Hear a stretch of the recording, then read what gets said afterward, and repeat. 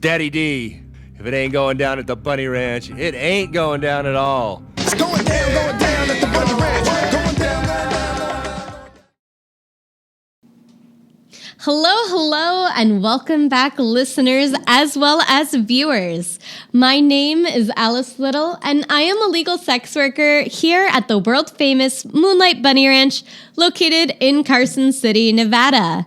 Today, I've got one of my favorite people on the planet with me. She is a fellow redhead, a troublemaker, an incredibly intellectual lady from the Sagebrush Ranch, Delilah Rae. Hello.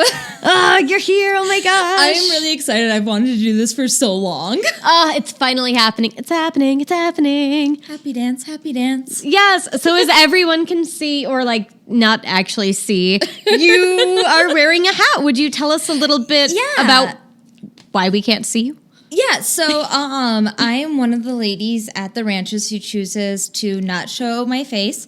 I like to say I guard my own privacy as carefully as I guard yours. And so for the viewers, I was going for like a heading to the Derby theme. Let me know if I like hit the nail on the head, I guess. I'd say so. As an ex-jockey who loves the Derby, hat is on point.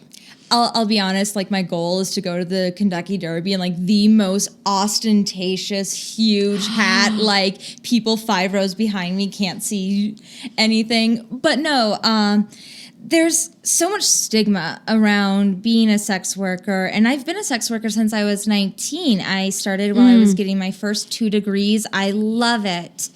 But unfortunately, the world doesn't always choose to love us as much as we love them. Oh, gee, you mean sex stigma is a thing? Apparently, what 2 consenting adults do with their naughty bits in a room by themselves or with others is not okay. It's not okay. Obviously not. We should pray the rosary. Yes, I mean, like, I need to go to church on Sunday. Oh, God. Well, maybe you are just like masquerading as a church lady today with that. Like a really sexy church lady. Yes, I'll roll with it. Oh, my God. Yes. So, as such, you choose not to show your face, and that makes a lot of sense. It really is a big choice and declarative statement to assign your like name as well as your face to this industry. It's one of the reasons, too, why many of us choose to use stage names. Exactly. And I mean, it's such an interesting phenomenon because we love sex and we love to talk about sex workers, but the minute you find out someone actually is or someone has actually seen a provider, oh no, we can't do that. Why? It's ridiculous because it's almost as if to say that single trait or attribute or act suddenly defines who you are as a human being. And we don't do that with any other profession. No, and think of any other type of intimate relationship you have. If you're married, you are not solely defined by your spouse. Or more specifically, you're not defined by what you and your husband or wife do in the bedroom together. You are so much more than that. And I do a lot of activism in sex work and in different areas.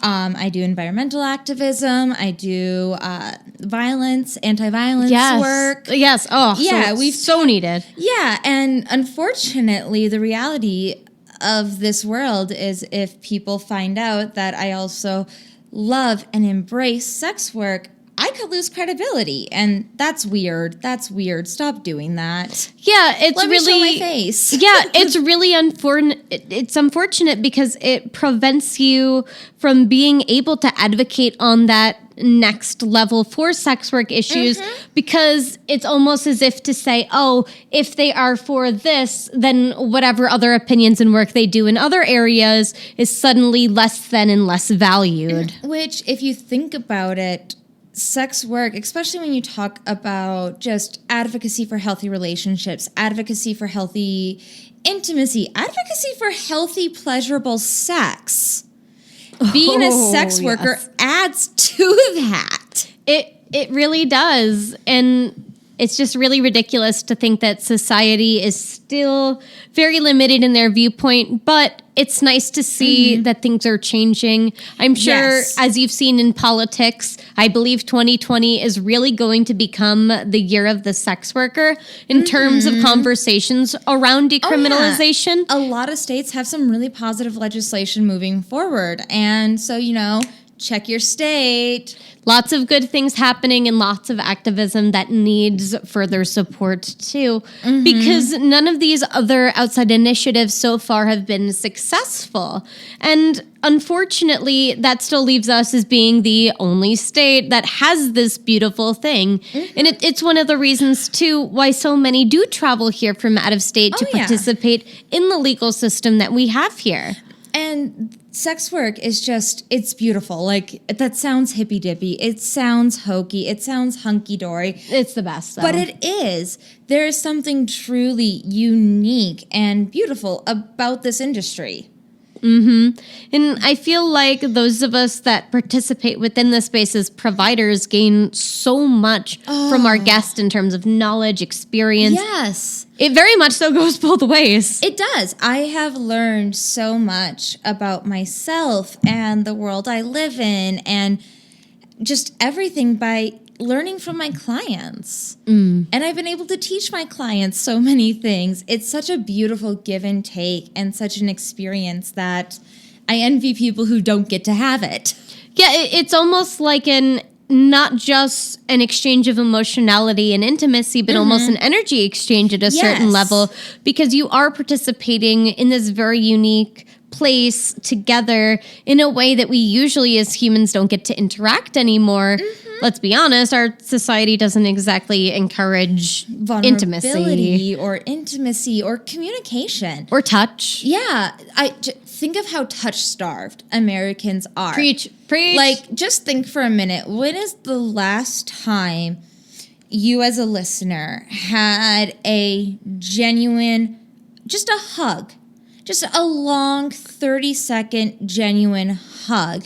For women, it's a little more acceptable. If you and I were to walk down the street and do a big hug.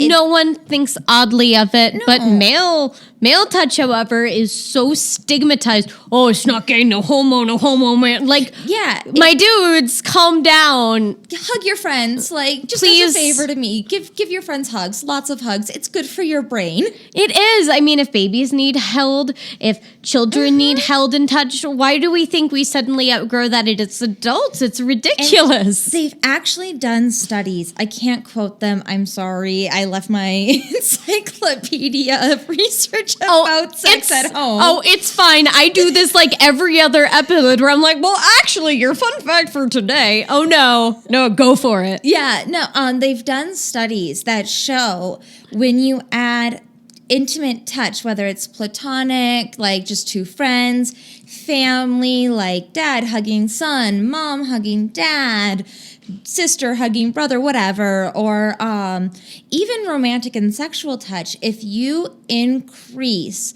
the length of time you hug, it releases more chemicals and endorphins in your brain and can actually be so important for managing depression, anxiety. A huge thing with depression is we isolate. I'm depressed, I'm not getting out of bed. And then you get into this never-ending cycle of no touch, no touch, no touch. And even just adding hugs, even just adding sitting close to someone on the couch and like cuddling. We're watching a movie together, like romantic cuddling, my favorite thing in the world. Platonic cuddling, also super awesome. Hug your friends. Yes, hug your friends, hug your family, hug everybody. I love the whole free hug movement. I believe that it's such a positive message and positive energy to just put out there in the world, and we need more. In a world that has so many issues, we need more love. And a world that has so many barriers to getting that. It is radical to look at a world that says we can't touch and start to. And it increases empathy. It's just someone keep track how many times I say hug your friends, because hug your friends. Seriously, and it's like just do it. Don't just hear it, actually put it into action. Take the time, like, get to work tomorrow, bring in a box of donuts, and give all your coworkers a giant freaking hug. Why? I don't know, because 2 cute redheads on a podcast told me to. Okay? Like, it's fine. That's a good reason for doing literally anything. Cute redheads told me to. Like, I agree with this. right? Like, you know. Yes. Education aside, we're redheads, so therefore we're right. That's just how the world works. Sorry, it's in our DNA. You're welcome. See, another reason to come see redheaded sex workers. We're right, and we'll tell you why we're right. I'm nodding for those who are listening and not watching, but I'm also laughing and trying not to do like the giggle, like giggle, the giggle, seal clap. laugh where you're just like, eh. We're the dorkiest people on the planet. We really are. Like, sex worker stereotypes. Oh, sex workers must be so sexy with their high heels and champagne and partying and limousines. Dude, we also want to just hang out in a library with a bottle of wine and have a great conversation and share quotes back and forth. Like, I'll be honest, I only pretend I'm cool. Like, I'm not. My comic book collection in my room. Oh, God. Like, I'll say I'm cool and then it all goes out the window real quick. I'm not. I just pretend. It's like, oh, no, I just play glamorous girl on the website. Right? It's okay. We're real human beings. We actually watch TV and Netflix. We actually have real life conversations with each other. We actually are very passionate people with feelings and thoughts and emotions beyond, oh, hey, do you want to have sex? I mean, like, let's be real. Hey, you want to have sex is a fun line. I do very much so. You know what? Let's talk about that. Yeah. What's your thoughts on dirty talk? I love it. I think dirty... Okay, so I'm going to sound super nerdy, so, like, stop me if I get weird. It's okay. But we talk a lot, especially in sex work, about the importance of consent. It's a really important thing that everyone knows what's going on at all times. No one's surprised. Dirty talk is a great way to bring ongoing consent into a sexual experience. And it's also a way to see what's working for your partner. Like, it's a great way to check in. Hey, is this working? I love it when people check in with each other during sex. I don't care if it's me and you or it's a whole orgy. Oh, yeah. One of my favorite lines is, tell me how you feel right now. Because it gives someone an opportunity to genuinely answer without being like, you feel good right now, don't you? Right. That's putting words in someone's mouth. Whereas when you ask it as that open-ended question where there's not a yes or no and someone actually then has to put language to sensation, you're able to relate to it so much more so. Sorry, we're not mind readers entirely here. I mean, we are good at reading body language, which... Again, important skill you can learn from sex workers. Well, and it's also, it is so erotic and so fun and just thrilling to hear exactly what I'm doing to a partner, exactly how I'm making them feel. I can feel chills up my spine right now. Ooh, my toes are curling. That little gasp of pleasure, just like, Yep. It is that like that involuntary pleasure response that is just like I love when somebody grips the bed sheet because it feels so intense. And you know they're like, if they could, they'd be shredding it. And dirty talk is such a great way to get to those moments. Tell me, what exactly do you want me to do to you? Oof. Yeah. What if I put my hand here and I dragged it slowly up your thigh? Would you like that? And then you're asking for the consent in there too. Yes. You're checking in with your partner in such a sexy way. There's never a bad time in sex to ask, how does this feel? There's never a bad time to ask during sex, do you want me to do that again? What would you like next? Yes. Oof. That's a fun one. Yes. And then what? Another way to kind of keep it going. If you could have me do anything to you, what would it be? Tell me what you see us doing. It's such a neurotic and sexy way to check in. And it gives everybody in the bedroom a chance to, that little niggling thought in the back of your head that you really want to try. Now you can say it, and then we can do it. Yes, it's a safe place to genuinely share your feelings. Like, I recently did a fun, silly thing for Area 51 where I decided to do Area 69 and do this whole all out there thing with alien fantasy and abduction play and medical implements. But at the same time, it wasn't just silliness. There actually is a genuine interest in those types of activities, and they are okay, they are valid, and they are welcomed, most importantly. Yes, and seeing a sex provider like me, like you, like any of the ladies here is such a great way to give yourself a safe, informed place to explore that fantasy. We've all had that one thing we've wanted to try, but we don't know what it looks like, and we're not really sure what to do with it, and we're not sure how to tell our partner, or we're not sure how to talk to a new partner about it. And so it sits in your stomach and in your head, and it lingers and it grows, and you're it can just disrupt the kind of sex you're having. It does, because if your mind is constantly going back to a fantasy and you're not acting on it in a way that's safe, sane, and consensual. Yes, risk-aware consensual kink. Yes, it's a thing, it's important, and it's something that so many of us choose to practice here. Exactly. And there's also a difference, too, between safe, sane, consensual, and risk-aware kink. Yeah. You figure with SSC, or safe, sane, consensual, everything is 100% safe. We're not taking any risks at all whatsoever. Whereas with risk-aware consensual kink, we're acknowledging, hey, I want to touch your throat and have my hands on your body. This could be a risky activity. Let's talk about how to do this as safely as possible. Being risk aware. Exactly. And it's also breaking it down to, I think I might really like this and I really want to explore it, but maybe I don't. And that's okay. Changing the kind of sex you're having does not disrupt the sex you're having. Oh, no, not at all. If you're like, I really want to try being tied up. I have always, I have been tied up. I enjoy it. But pretending I'm a client and I really want to try being tied up. Yes. Oh, I've never been tied up before. I don't know if I'm going to like it. I'm a little afraid. What if I don't like it? Can I take it back? Can we untie me? Exactly. But then can we still have fun? Is that still okay?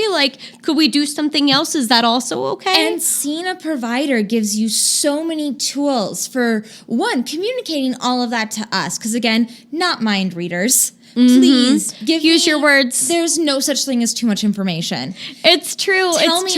Tell me you've never tried this. Tell me that you really want to. Tell me your, fears, insecurities, hopes, ambitions. Tell me all of that. And that's just setting. But once you have that conversation with a provider, it's so much easier to have that conversation with partners. Yeah, you figure sex workers model positive consent language around sex. And unfortunately, we don't have that modeling of correct negotiation or conversations anywhere in our society. It's not on TV. It's not in books. If anything, we see some really dangerous constructs portrayed on TV, and we laugh at them like they're funny. One of the sexiest things a man can say to me, or a woman can say to me, because I like everything, is, can I kiss you? Just that way of starting an encounter. We're already setting up good communication. You know you can ask me. I know I can tell you. May I is another great simple way to just kind of lean in, and right before you close that gap, may I kiss your lips? And then you're looking at them in the eye and getting that intensity going. Yes. It makes it safe. It's meeting somebody rather than forcing yourself upon them. And it creates the opportunity for this ebb and flow almost of energy where everyone's contributing to it, and it just continues to build and grow, and everyone adds to it. And, ooh, I like this. Could you do more of that? Touch me here. Yes, I enjoy that. Oh, I'm actually ticklish. Instead, I'd like you to. Ooh, when you touched me like this is what I felt. Yeah, that sent a shiver up my spine. Do it again. Like, oh, Yes. And like, if you think that sounds hot right now and you're like, oh my God, I wish I had sex like that. Well, just come into the Bunny Ranch and the Sagebrush Ranch. What are you doing? We're here. Hi. Hi, we exist. We do this a lot and it's fun. Hi, my name is AliceLittle. And I'm a sex Delilah worker. Rae. This is what we do. And like I said, it's your experience with a sex worker is not just that experience. You're going to take those healthy communication, you're going to take the tips and the tricks we show you, and you're going to bring that outside of these walls. And you are going to be a better lover. You are going to be a better provider yourself with your friends, or not friends. Well, sometimes people sleep with their friends. Sleep with your friends if everyone's consenting. It's Hug fun. your friends, sleep with your friends. It's fine. Exactly. There's just so many different ways that sex workers are really able to help people improve their lives. Like, are you able to share any specific stories with us? Yeah, so I'm trying to think of just one, and that takes a minute. One of my specialties is people with disabilities. Yes, so necessary. Yeah, so let's talk about how disability comes in a lot of shapes and forms and does not deny you the ability to be a sexual person. Gee, you mean people in wheelchairs have libidos? For those who are not watching, I did the scream face, like shock. What?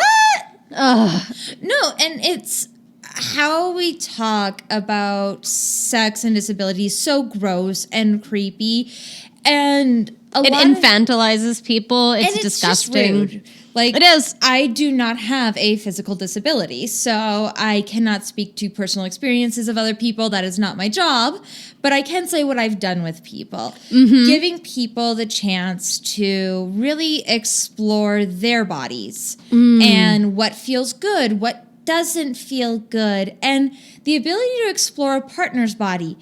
Hey, I'm paralyzed from the waist down. Here's where sensation stops. Yeah, here's where sensation stops, but this is where things feel really good. You have more erogenous or sexy touch zones than your genitals. Yeah, A lot absolutely. more. There's a little spot behind the ear, back of the neck, down the spinal cord, the inside of your wrist.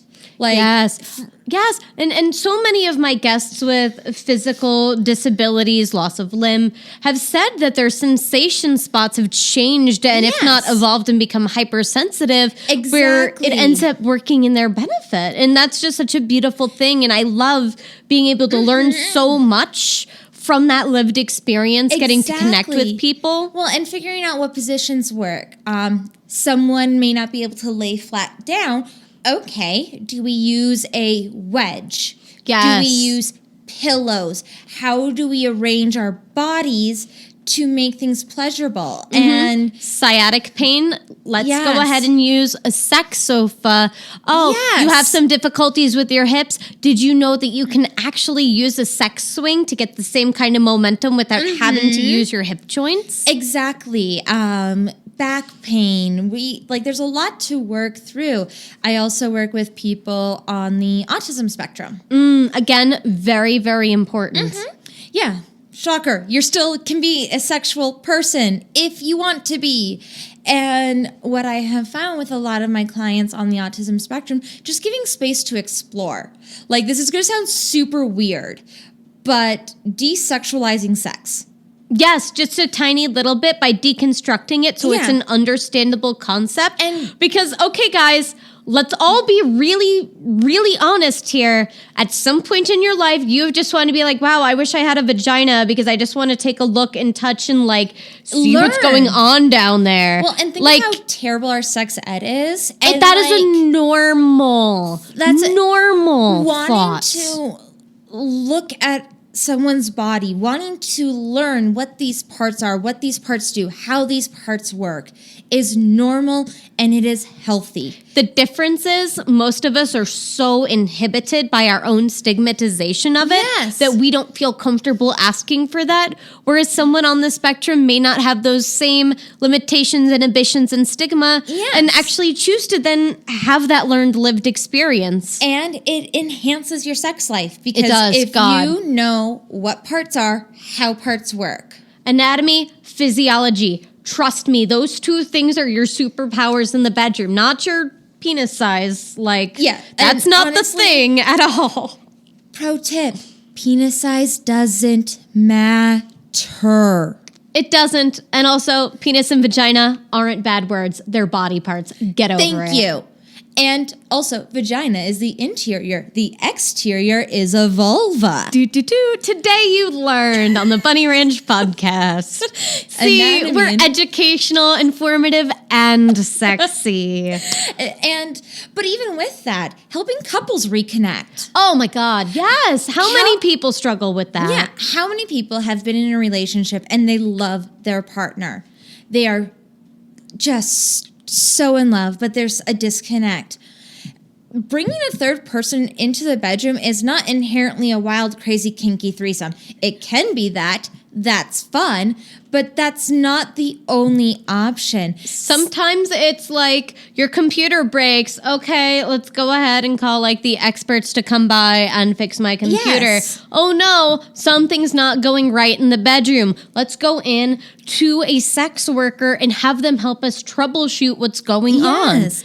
Having a sex worker who knows sex toy materials, and can help show you. Who can give tips, can give tricks, can add to the intimacy experience. Adding a third person in the bedroom, especially when they're a sex provider, does not devalue your relationship. No, and the whole thing too is it's not a competitive thing where it's you versus the sex workers. So many women feel like sometimes that ends up being the case where they're getting compared to, and it's not. It's a complementary. It is a triangle with even sides. We're all working together toward a common goal. But Orgasms, I've actually had women come see me. Whether they want to explore their own sexuality, which high five, 10 out of 10 recommend. Explore, play. If you don't like it, you don't have to do it again. Yeah, We and can the whole always thing stop. is you still learn more about your body and more about yourself in a safe way. Well, and I've had women come to me to learn how to orgasm. Yes, how many women have not had an orgasm or have had very limited orgasms? Because we don't teach about it. No, instead the misconception is that sex is over when there's ejaculate, and it's like actually there's two people. There should be two orgasms or more. And there's Maybe a lot more. you can. And even just like some people who have difficulty orgasming, and the difficulty orgasming is inhibiting their sex. Because they can't get there. And if they don't get there, they're doing it wrong. And if they don't get there, it's bad. Yes, No. we put a pressure on ourselves, and there's Yes. no reason for that. Again, So- these are just a small handful of examples Yes. of what sex workers are able to do for people, why to come see a sex worker, what you can learn from a sex worker.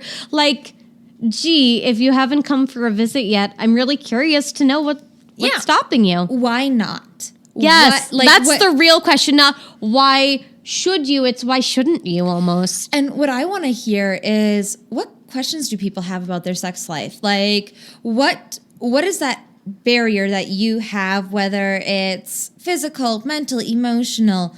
What is Maybe even spiritual. Yes. What is that barrier preventing you from being the sexual, sensual person you want to be? Yes. Because trust me, Yes. sex providers can help. They we are can. experts. Yes. So how do people connect with you, get a hold of you, reach out to you to have these types of experiences? Yeah. So I'm by email, I'm Delilah Rae, RAE at sagebrushranch.com. And then I'm on Twitter, Delilah Rae, spelt the same, at Twitter. And I always answer all my emails personally. And I would love, like my goal for doing this podcast is I would love to have people emailing me and telling me their stories and seeing how we can connect together. And what their goals are and how can I help? Yes, we are providers. We are very, frankly, giving people by nature. And it brings us so much joy and pleasure to be able to help people in that way. And God, it's just been such a pleasure having you on this podcast. I'm so glad we finally got to do this. I know, yes. And so if you have enjoyed this episode, do us both a favor. Please go ahead, give it a 5-star rating on whatever listening platform you are on. Subscribe so this way you get the newest and latest and greatest episodes, as well as go ahead and make sure to follow us both on the internet. You can find me. I am AliceLittle at the AliceLittle on Twitter, at the AliceLittle official on Instagram, or you can always email me, AliceLittle at BunnyRanch.com. We're here. We want to help. We want to have fun together, maybe, because we still need to make that a thing. Seriously, someone make this 2-girl happen. Like, please? Holy crap, how has this not happened yet? Like, We're this both is redheads and we're both short. And we're Like- both really into like sex education and communication and consent and like, can we just have the sexiest threesome ever, please? Like that's my Please? podcast ask. Email us both so we can do the thing with the stuff and the all of us and the Naughty, anyway. naked fun times. Yes, thank you guys so much for listening. As always, we appreciate your support. This has been another episode of Bunny Ranch Podcast, and I've been your host, AliceLittle, and we'll see you next week. Bye. Bye. Going down at the Bunny Ranch.